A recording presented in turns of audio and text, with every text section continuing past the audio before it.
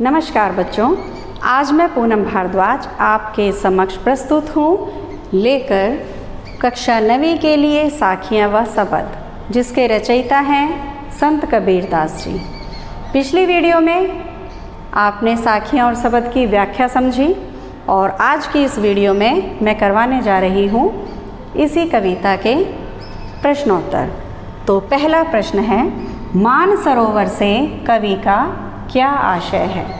मानसरोवर के यहाँ पर दो अर्थ हैं, मन रूपी सरोवर और एक मानसरोवर जो कैलाश पर्वत पर झील है। तो यहाँ पर कवि का क्या आशय है उस मानसरोवर से जो मन रूपी सरोवर है, जिसमें हंस रूपी जीवात्मा क्रीड़ा करता रहता है। हमारी आत्मा जो है उसमें निवास करती है और यह पवित्र जल से भरा हुआ है, अर्थात ईश्वर की भक्ति से परिपूर्ण है, ईश्वर की भक्ति में लिप्त है। और यह इस मन रूपी सरोवर को, क्योंकि यह पवित्र है, इसलिए वह उसे छोड़कर दूसरी जगह नहीं जाना चाहता। दूसरा प्रश्न, कवि ने सच्चे प्रेमी की क्या कसौटी बताई है। सच्चे प्रेमी की क्या कसौटी। कबीरदास जी कहते हैं कि मुझे आज तक कोई ईश्वर का सच्चा प्रेमी नहीं मिला।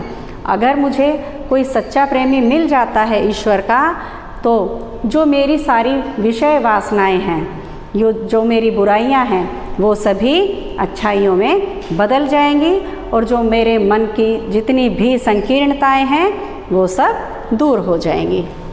तीसरा प्रश्न, तीसरे दोहे में कवि ने किस प्रकार के ज्ञान को महत्व दिया है। तीसरे दोहे में कवि ने सहज भाव से भक्ति करने पर महत्व दिया है। कबीरदास जी कहते हैं कि हमें सहज भाव से, स्वाभाविकता से और अनुभव से ईश्वर की भक्ति करनी चाहिए, अपना कोई भी कर्म करना चाहिए, क्योंकि ये संसार कैसा है, कुत्ते के समान है जो भौंकता रहता है। जब हम उन्नति करते हैं तो क्या होते हैं, संसार के लोग हम पर नाम रखते जाते हैं, हम में कमियां ढूंढने लग जाते हैं। तो हमें उनकी परवाह ना करके आगे बढ़ते रहना चाहिए। जिस प्रकार से हाथी के पीछे पीछे जब कुत्ते भागते हैं, भौंकते हैं, लेकिन हाथी उनकी परवाह ना करके झूमता हुआ चलता रहता है। चौथा प्रश्न है बच्चों, इस संसार में सच्चा संत कौन कहलाता है, अथवा संत सुजान से कवि का क्या आशय है। सच्चा संत कौन होता है। सच्चा संत वह होता है जो सांप्रदायिकता, तर्क वितर्क इन सब से दूर रहता है, ना तो किसी धर्म की बात करता है कि मेरा धर्म अच्छा है या उसका बुरा है। उसके लिए सभी धर्म समान होते हैं। तो इसलिए सच्चा संत वही होता है जो किसी भी तर्क वितर्क भेदभाव से मुक्त होकर ईश्वर की साधना करता है, ईश्वर को भजता है। पांचवा प्रश्न है, अंतिम दो दोहों के माध्यम से कबीर ने किस तरह की संकीर्णताओं की ओर संकेत किया है। अंतिम दो दोहे क्या है, उसमें संकीर्णताएं जो धर्म को लेकर हैं, हिंदू मुसलमान राम रहीम की, उन सब से अगर हम दूर हो जाते हैं, ठीक है, एक तो यह संकीर्णता, उससे दूर होना, और दूसरा ऊंचे कुल में जन्म लेकर कर्म कैसे करना, कर्म अगर अच्छे ना करना तो उसका कोई भी लाभ नहीं होता।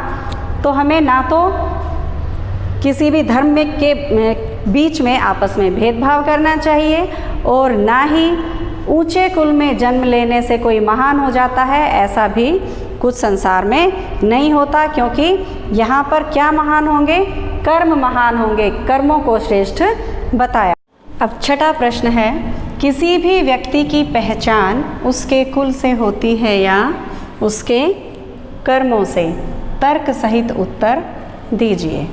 कोई भी व्यक्ति जन्म से छोटा या बड़ा नहीं होता, इसलिए कबीरदास जी कहते हैं कि कर्म श्रेष्ठ होते हैं। आप किसी भी कुल में जन्म ले लें, ऊंचे कुल में जन्म ले लें, लेकिन अगर आपके कर्म अच्छे नहीं हैं तो वो पहचान बनानी बेकार होती है। लेकिन अगर आप कर्म अच्छे करते हैं तो संसार में सभी लोग आपका गुणगान करते हैं, प्रशंसा करते हैं। जिस प्रकार से एकलव्य थे, नीची जाति से थे, लेकिन महान शिष्यों की गिनती में उन्हें गिना जाता है। इसी प्रकार से महात्मा गांधी, डॉक्टर भीमराव अंबेडकर, महावीर स्वामी, महात्मा बुद्ध आदि, इन सब की पहचान उनके सुकर्मों से हो रही है, ना कि उनके कुल से, क्योंकि उन्होंने कर्म बहुत अच्छे किए थे। इसलिए किसी भी व्यक्ति की पहचान उसके कर्मों से होती है, क्योंकि हम जैसे कर्म करते हैं वैसा ही हमारा नाम होता है। 7वां प्रश्न है, काव्य सौंदर्य स्पष्ट कीजिए। हस्ती चढ़िए ज्ञान को सहज दुलीचा डारी, स्वान रूप संसार है भूकन दे झक मारी। तो इसका काव्य सौंदर्य प्रकट, काव्य सौंदर्य क्या होता है? जो ये काव्य रूप में लिखा है कबीरदास जी ने, कोई भी जो पद होते हैं गाए जाने वाले होते हैं वो काव्य कहलाते हैं। तो इसकी सुंदरता किन से बढ़ी है? जैसे आप अलंकार वगैरह पढ़ते हो कि अलंकार क्या करते हैं? काव्य की सुंदरता को बढ़ाते हैं। इसी प्रकार से इन पंक्तियों की जो काव्य सुंदरता है वो क्या है? काव्य सौंदर्य यहाँ पर रूपक अलंकार का सुंदर प्रयोग किया गया है। स्वान रूप संसार और झक मारी मुहावरों का प्रयोग किया है। रूपक अलंकार के साथ साथ चित्रात्मकता का भी अनुपम प्रयोग कबीरदास जी ने किया है। और एक सांसारिकता के बारे में भी उन्होंने बताया है कि हमें अपना काम सहज भाव से करना चाहिए, स्वाभाविक रूप से करना चाहिए, जैसा हम कर सकते हैं हमें उसी प्रकार से करना चाहिए। अगर लोग आपको टोकते हैं, रोकते टोकते हैं, तो उसकी हमें परवाह नहीं करनी चाहिए। जिस प्रकार से हाथी जब आता है तो उसके पीछे पीछे कुत्ते भागते हैं, भौंकते हैं, लेकिन हाथी किसी की परवाह ना करके अपनी मस्ती में मस्त होकर चलता रहता है। तो ये थी बच्चों साखियाँ के प्रश्न 7। अब आगे शुरू होते हैं शब्द के प्रश्न। मनुष्य ईश्वर को कहाँ कहाँ ढूंढता फिरता है? मनुष्य ईश्वर को कहाँ कहाँ ढूंढता है? काबा, कैलाश, मंदिर, मस्जिद, योग वैराग में, कर्म कांड में ईश्वर को ढूंढता फिरता है। लेकिन ईश्वर रहता कहाँ है? उसके हृदय में निवास करता है। कबीर ने ईश्वर प्राप्ति के लिए किन प्रचलित विश्वासों का खंडन किया है? ईश्वर को प्राप्त करने के लिए लोग क्या करते हैं? तरह तरह के कर्मकांड करते हैं, योग साधनाएं करते हैं कि ईश्वर हमें ऐसे प्राप्त होगा। लेकिन कबीरदास जी कहते हैं कि इन बाह्य आडंबरों का कोई भी फायदा या लाभ नहीं होता, क्योंकि ईश्वर तो हमारे हृदय में निवास करता है। उसके लिए हमें बाह्य आडंबर करने की आवश्यकता नहीं होती, वह हमारे हृदय में निवास करता है। 10वां प्रश्न है, कबीर ने ईश्वर को सब श्वासों की श्वास में क्यों कहा है? श्वासों, सांस, जो हम सांस लेते हैं जिसके कारण हम जीवित हैं। तो कबीरदास जी कहते हैं कि ईश्वर को सब श्वासों की श्वास में क्यों कहा है? सब श्वास, यहाँ पर श्वास कौन है? जितने भी प्राणी हैं इस संसार में। तो कबीरदास जी कहते हैं कि ईश्वर हर प्राणी के हृदय में निवास करता है और कण कण में ईश्वर निवास करता है। रचना अभिव्यक्ति में है 11वां प्रश्न, संकलित साखियों और पदों के आधार पर कबीर के धार्मिक और सांप्रदायिक सद्भाव संबंधी विचारों पर प्रकाश डालिए। कबीरदास जी अपनी साखियों और पदों के आधार पर क्या कहते हैं? वो कहते हैं कि हमें धार्मिक आडंबरता, धर्म के आधार पर, और सांप्रदायिक हो जाता है जातिगत भेदभाव से हमें दूर रहना चाहिए।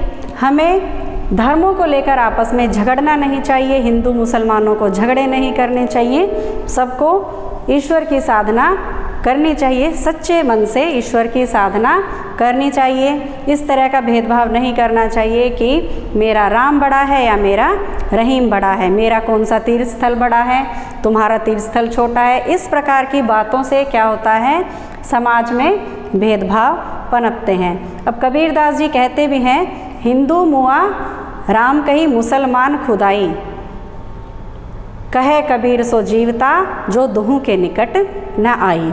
अब तो बच्चों ये आपके सभी प्रश्न मैंने आपको करवा दिए हैं, तो आप इन्हें ध्यानपूर्वक देखेंगे और अपनी नोटबुक में लिखेंगे, याद करेंगे और साथ ही वीडियो को शुरू से अंत तक देखेंगे। थैंक यू बच्चों।